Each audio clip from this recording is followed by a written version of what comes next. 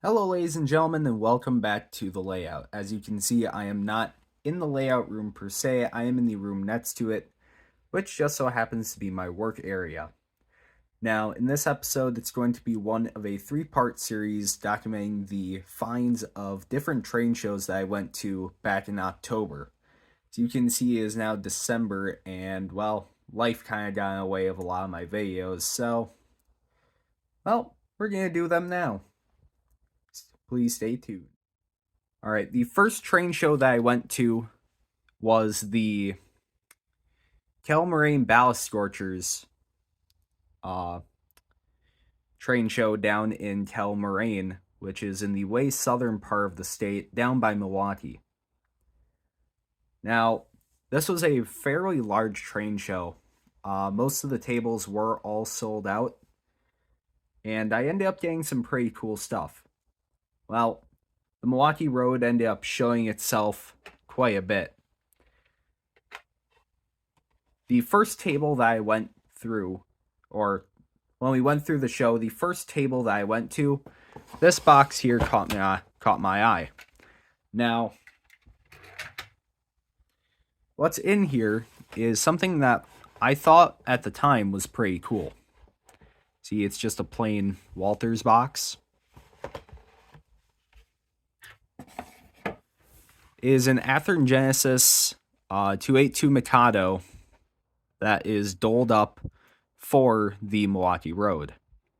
So you can see it was DCC $60, which I didn't really think was that bad of a price until I took it home.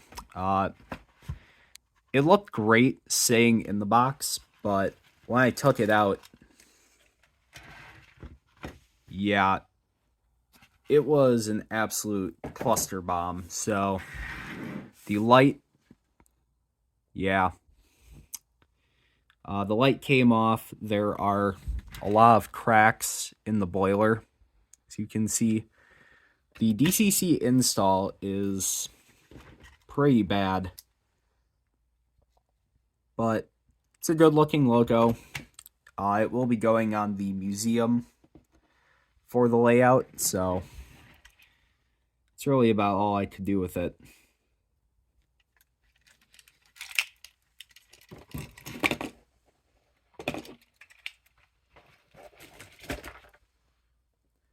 Now, the next couple of things I got from the that same table.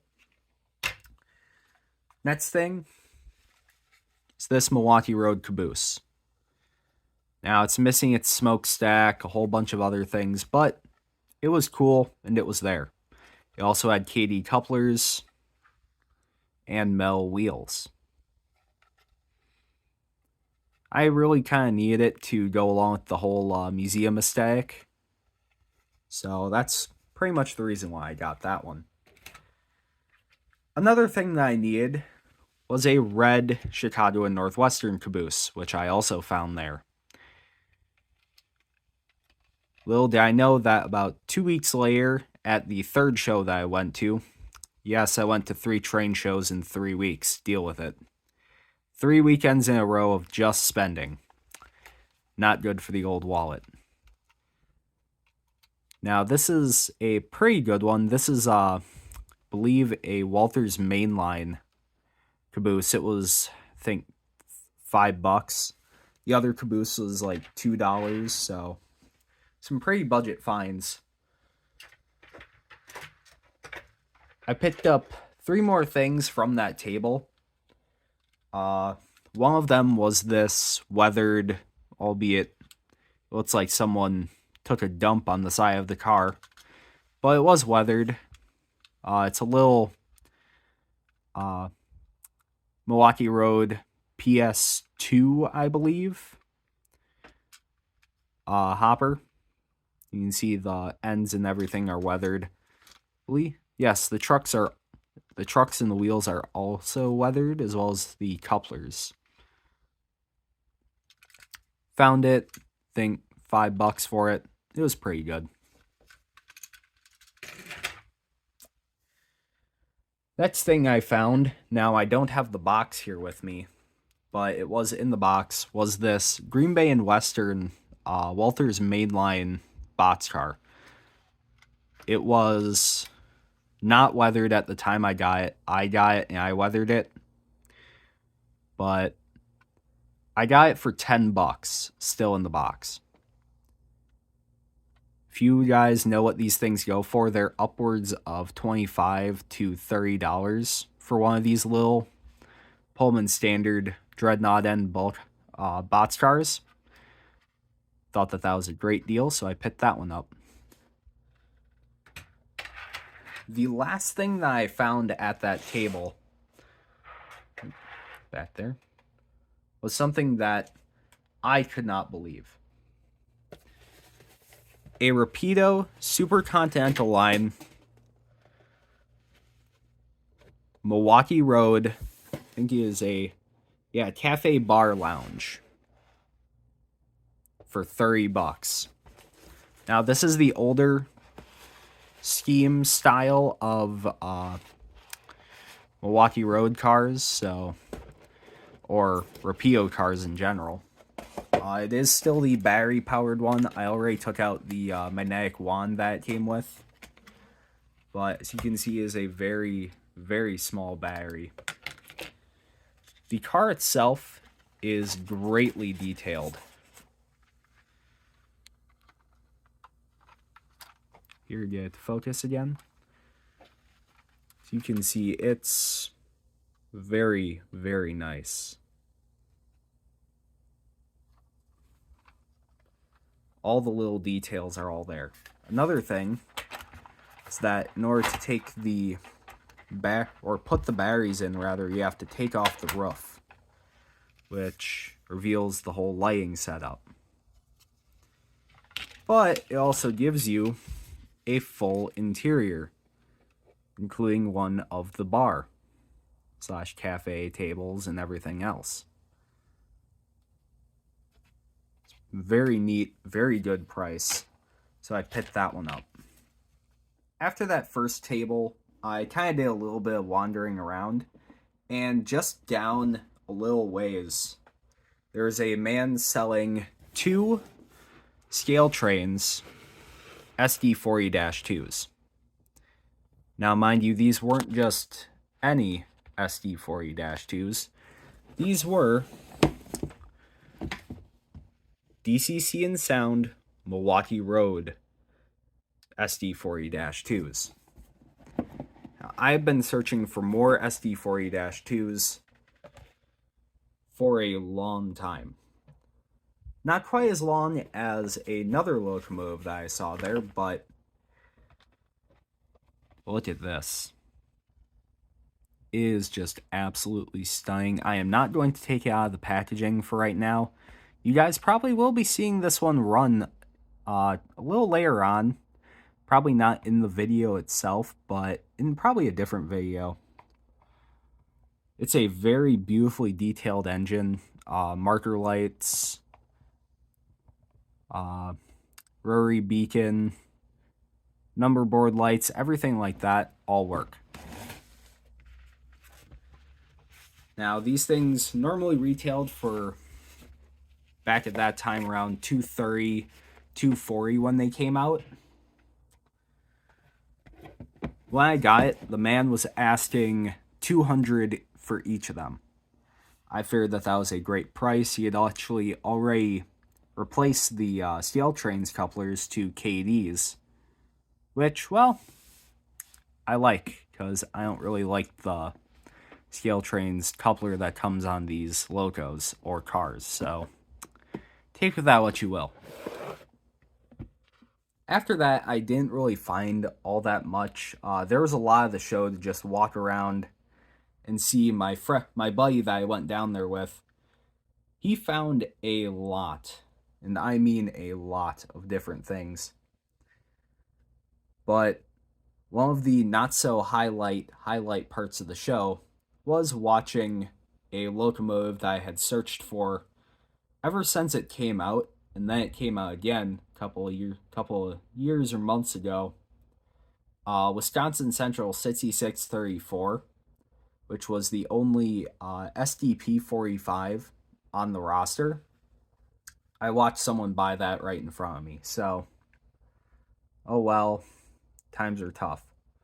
But a little later on in the show, I did find this Wisconsin Central boxcar to kind of ease the pain a little bit. You can see it's WC 2500. I don't really care if it's all too, prototypically accurate. I don't care. After that, I did a whole lot more wandering around. I think we were at the show for about 4 or 5 hours that day, and I didn't really buy all that much, but I bought enough. Now, that's the thing I found were quite a few different grain cars that a man had made for his home layout. One stack, two stack. Now, these are all, I believe, Walters kits. They do have the plastic wheels, but they are all upgraded with KD couplers and wheels I can splurge and get more of. But he custom patched them out and wired these for his home layout, which was the Wisconsin and Northern, or WNOR. I don't really know what it stands for. That's just what I'm looking at. But these will probably become either part of my grain train or my potash train. So he had quite a few of these blue ones, and he was selling them for $10 a piece. So I ended up getting the two Percival grain ones. There's a second one. That one's a lot more weathered and patched.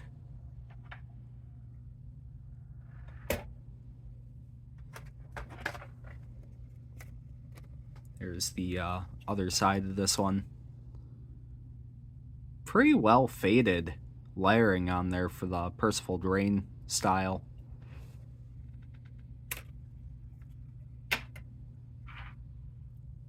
Another one was this, I believe it's a Northern Pacific boxcar, either that or an MKT or just Burlington Northern boxcar or covered hopper. Sorry, but I mean, these are pretty nice cars. Then you have Milwaukee Road one that I patched out. Got rid of the whole Milwaukee Road logo and everything else. And then finally, a Farnhamville, Iowa pink one. I already had a Clem Co-op one, or Clemmy Co-op, I don't know how you say it. But I just love the color schemes on colorful grain trains.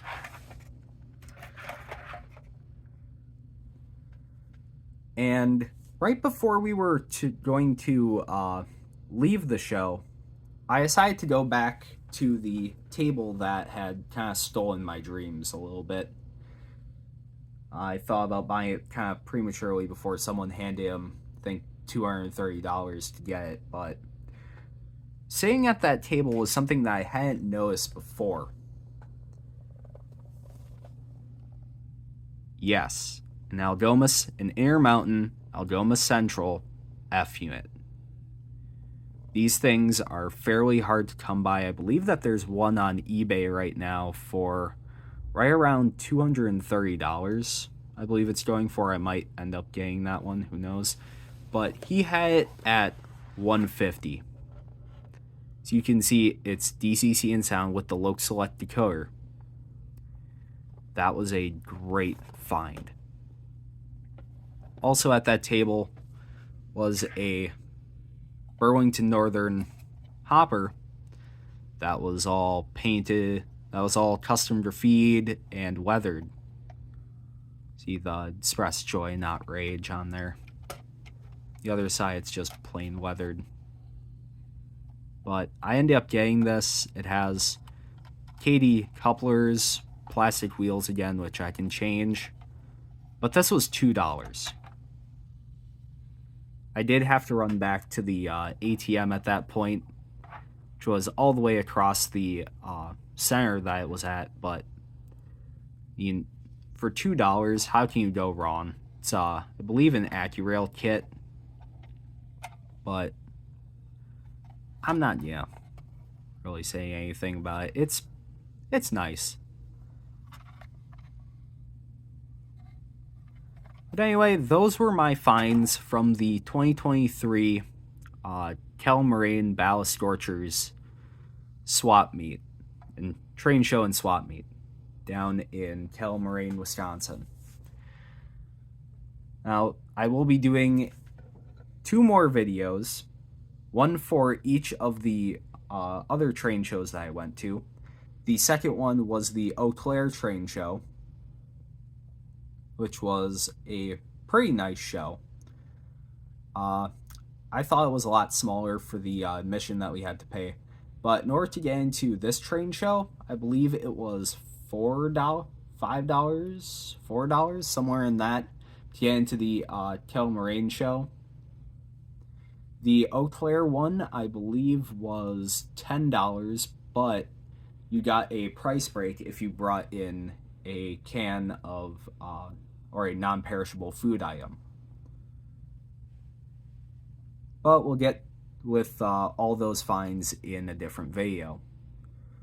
So, ladies and gentlemen, that will do it for all my finds from that train show. Now, as you can see, I did get a new light stand and everything else. I don't have to be constantly running around with my light, with my phone anymore, doing a lot of that stuff. It's just one that my mom got at one of the Herbalife functions.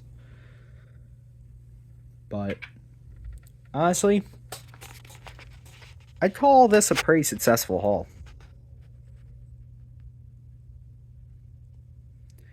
Well, ladies and gentlemen, that will do it for today's episode. For today's video. Now remember to like, comment, subscribe.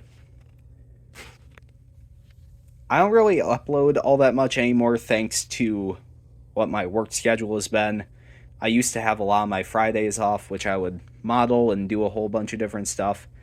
That, and I just never really had the time, or when I was doing different projects, it was like, oh shoot, I should probably video this, but never got around to it. But you can now expect a lot more videos coming from me here in the near future. Well, that will do it. One last quick glance over all the finds here.